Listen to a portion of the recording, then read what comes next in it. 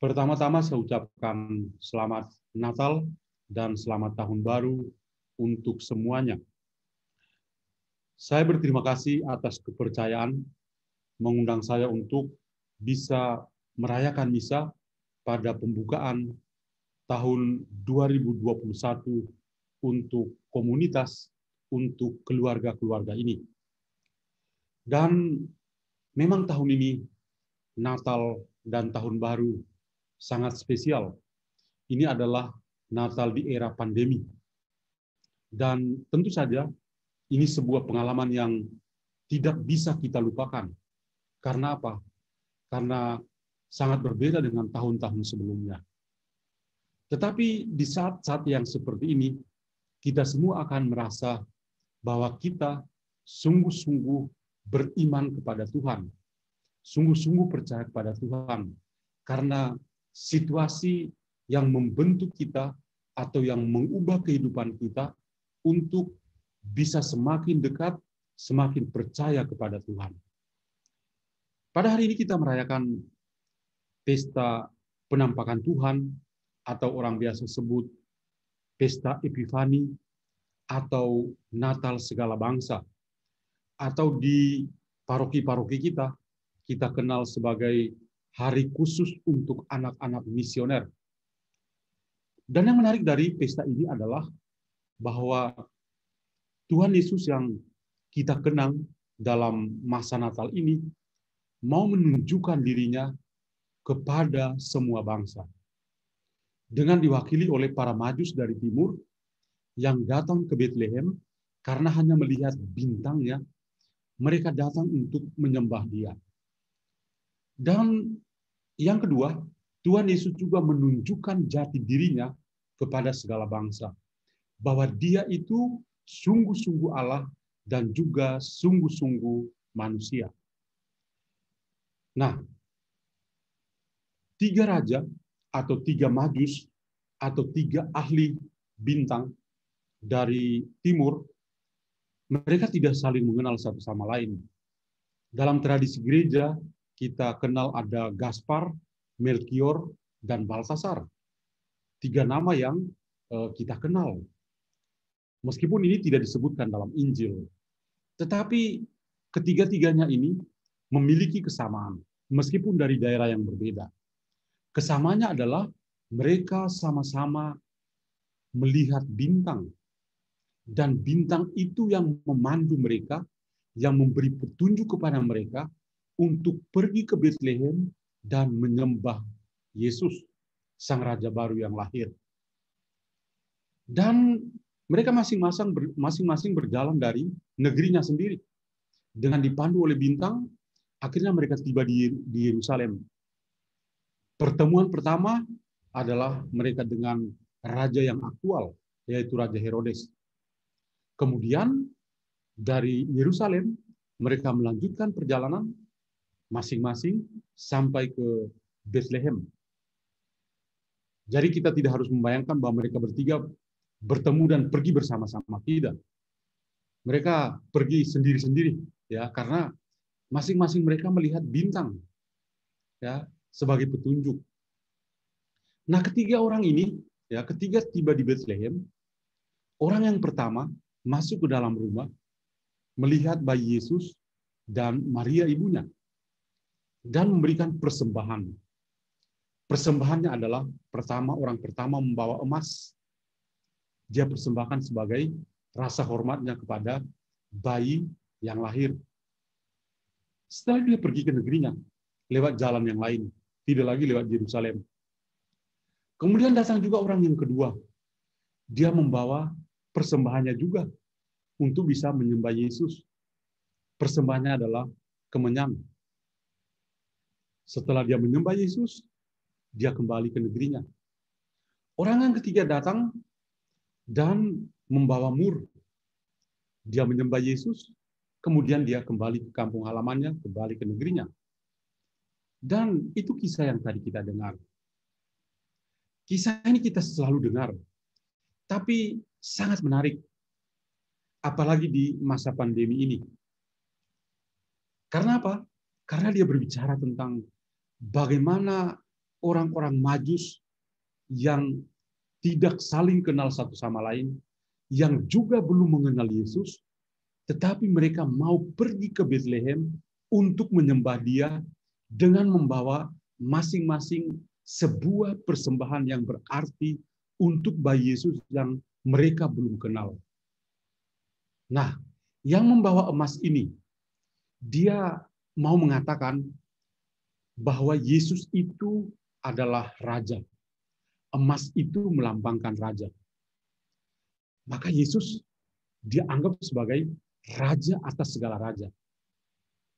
Bayangkan loh, ini orang belum pernah ketemu sama Yesus, hanya lihat bintang, tapi dia bawa persembahan yang paling tepat, emas. Ini dia tidak kenal Yesus loh, ya. Tapi dia bawa emas. Wah, kita kalau tahu emas itu kan orang-orang kaya dulu ya, bisa punya emas. Punya emas berapa karat ya. Yang punya karat sedikit saja sudah bangga. Minta ampun ya. Ini dia bawa sebanyak mungkin. Orang yang tidak kenal Yesus saja bawa emas. Ya. Orang yang kedua juga belum kenal Yesus. Dan dia bawa kemenyan. Apa artinya kemenyan itu? Kemenyan itu dipakai untuk mendupai tempat sembahyang. Orang bakar kemenyan ya. Nah, romo-romo, pastor-pastor kami kalau mereka misa seperti hari ini, kami juga pakai kemenyan untuk mendupai altar. Ya, setiap kali mendupai altar, wah ada aroma tersendiri. Nah, ini ya ketika kemenyan itu dipersembahkan, mau menunjukkan bahwa Yesus itu adalah Allah. Kemenyan itu untuk mendupai altar dan bayangan orang-orang zaman dulu dan sampai saat ini adalah tentang keilahian dari Yesus. Jadi dia tidak kenal Yesus, tapi dia sudah membawa persembahan untuk mengatakan Yesus itu sungguh-sungguh Allah. Dan orang yang ketiga, dia bawa mur. Mur itu akan bersama-sama dengan rempah-rempah untuk bisa mengawetkan jenazah. Nah, orang ketiga ini membawa persembahan, mur, untuk mengingat bahwa Yesus itu juga sungguh-sungguh manusia. Dia juga akan meninggal seperti manusia. Jenazahnya juga akan diawetkan dengan mur. Jadi, ketiga orang ini belum mengenal Yesus, tapi mereka datang dengan persembahan-persembahan yang istimewa. Orang pertama mengakui Yesus sebagai Raja, orang kedua mengakui Yesus sebagai Allah, orang ketiga mengakui Yesus sebagai manusia. Dan masing-masing dengan emas, kemenyan, dan mur, mereka persembahkan secara total. Mereka berbagi dengan bayi Yesus. Tentu saja kisah ini kita semua sudah tahu. Tapi pada awal tahun ini dan di masa pandemi ini, kisah ini diceritakan kembali dan kita perlu memahaminya secara baru. Artinya apa? Artinya bahwa ketika para Majus ini datang dan mempersembahkan persembahan mereka kepada Yesus, mereka menyadari pertama-tama dari pihak Yesus, Yesus sudah memberi dirinya, ya, mempersembahkan dirinya secara total kepada setiap orang. Yesus mengasihi manusia sampai tuntas. Itu dari pihak Yesus. Sekarang dari pihak manusia. Ketiga Majus ini mempersembahkan, berbagi dengan Yesus dengan apa yang mereka miliki. Emas, kemenyan, dan mur sebagai persembahan untuk bisa menyembah Yesus sebagai Raja yang baru lahir. Bercermin pada orang-orang Majus ini, di masa pandemi ini kita semua dipanggil untuk bisa berbagi juga dengan Yesus yang lain yang ada di sekitar kita. Tuhan Yesus dalam Injil Matius bab 25 ayat 40 Dia mengatakan, dan apa yang kamu lakukan untuk saudaraku yang paling kecil ini, kamu lakukan untuk aku. Ini menarik perhatian kita. Kembali lagi kepada 3 orang Majus tadi. Mereka membawa persembahan. Mereka mau berbagi dengan Yesus yang mereka belum kenal, tapi memberi yang terbaik yang mereka miliki, emas, kemenyan, dan mur. Kita ini sudah mengenal Yesus, bukan? Kita semua ini sudah dibaptis, dan kita sudah bangga sebagai orang Kristen, sebagai Kristus kecil di tengah dunia.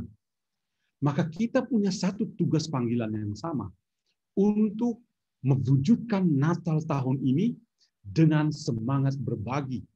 Sama seperti para Majus berbagi dengan Yesus, kita juga mewujudkan itu dengan berbagi dengan orang-orang yang sangat membutuhkan di masa pandemi ini. Kita menemukan Yesus-Yesus yang lain yang ada di sekitar kita. Yesus-Yesus yang lain yang lapar, yang haus, yang telanjang, yang tidak punya rumah atau tunawisma, yang ada di rumah sakit, yang ada di penjara, yang meninggal dunia. Kita perlu melakukan perbuatan-perbuatan belas kasih yang bersifat jasmani. Karena apa? Karena yang kita lakukan itu, kita lakukan untuk Yesus sendiri. Maka yang konkretnya apa? Di awal tahun ini, sambil kita bersyukur untuk tahun yang sudah lewat, dengan berkat-berkat dari Tuhan yang sudah kita alami, kita mengawali tahun ini dengan masa yang sulit dalam masa pandemi ini. Maka kita semua terpanggil untuk bisa berbelah rasa, untuk bisa berempati, untuk bisa berbagi, seperti orang-orang Majus itu berbagi dengan Yesus. Kita berbagi dengan bayi-bayi Yesus yang lain yang ada di sekitar kita. Orang-orang yang miskin, orang-orang yang sangat-sangat membutuhkan di masa pandemi ini. Maka saya mau mengatakan bahwa kita mengawali tahun ini dengan satu misi yang sama. Misi kita adalah apa? Kita menunjukkan iman kita kepada Tuhan, bahwa kita mencintai Dia karena Dia mencintai kita terlebih dahulu. Yang kedua, bahwa kita mencintai sesama kita, sama seperti Tuhan juga mencintai mereka. Dan cinta kasih kita kepada sesama itu menjadi konkret ketika kita bisa belajar untuk bisa berbagi kasih dengan mereka. Dalam komunitas kami, komunitas Santo Leopold, kami hampir sepanjang 1 tahun punya satu gerakan yang luar biasa. Gerakan itu kami namakan gerakan 5 roti dan 2 ikan. Dan apa yang kami lakukan dengan gerakan 5 roti dan 2 ikan ini? Kita berusaha untuk menolong saudara-saudara lain yang sangat membutuhkan, tanpa memandang mereka itu imannya apa. Apakah mereka pengikut Kristus? Apakah mereka bukan pengikut Kristus? Prinsip komunitas Santo Leopold dengan prinsip 5 roti 2 ikan ini, gerakan ini adalah bahwa karena mereka semua adalah manusia, layak untuk dikasihi, layak untuk bisa diberikan bantuan. Kita layak untuk berbagi dengan mereka.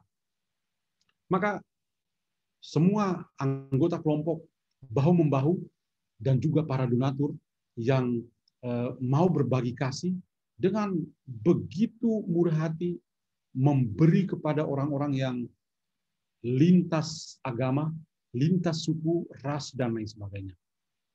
Dan saya selalu mengatakan pada mereka, gerakan 5 roti dan 2 ikan ini adalah tanda bahwa kita itu mau berbagi dan peduli dengan orang-orang yang sangat membutuhkan.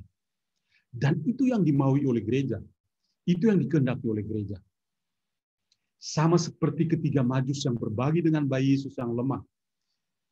Kita juga dipanggil hari ini untuk berbagi dengan, sekali lagi, bayi-bayi Yesus yang lain, yaitu sesama kita yang kecil, yang miskin, yang sangat membutuhkan, Supaya apa?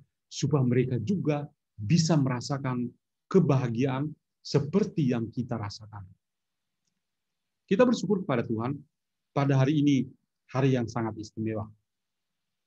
Saya mau menantang komunitas ini, menantang keluarga-keluarga yang malam hari ini, ya, di sini ada sekitar 51 orang, ya, lebih yang mengikuti peran Ekaristi. Saya menantang Bapak dan Ibu, apakah kita bisa menunjukkan jati diri kita melebihi para Majus yang belum mengenal Yesus tapi bisa memberi secara total kepada Yesus?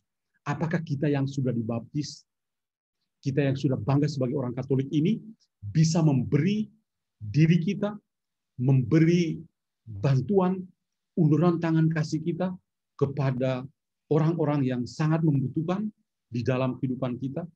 Mereka adalah tetangga kita, mereka adalah sopir-sopir, angkot, atau Gojek, atau siapa saja yang sangat membutuhkan. Apakah kita punya hati kepada orang yang lapar, orang yang haus, orang yang telanjang, orang yang tidak punya rumah, orang yang ada di rumah sakit, orang yang ada di penjara? Dan saya mau menegaskan kembali apa yang Yesus katakan. Dan apa yang kamu lakukan untuk saudaraku yang paling kecil ini, kamu lakukan untuk aku.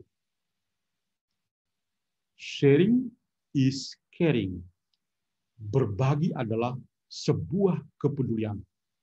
Para Majus bisa berbagi dengan bayi Yesus yang lemah, dengan emas, kemenyan, dan mur. Maka mari kita berbagi.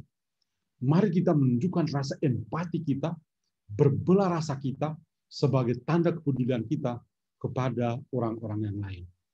Tuhan memberkati kita semua. Amin.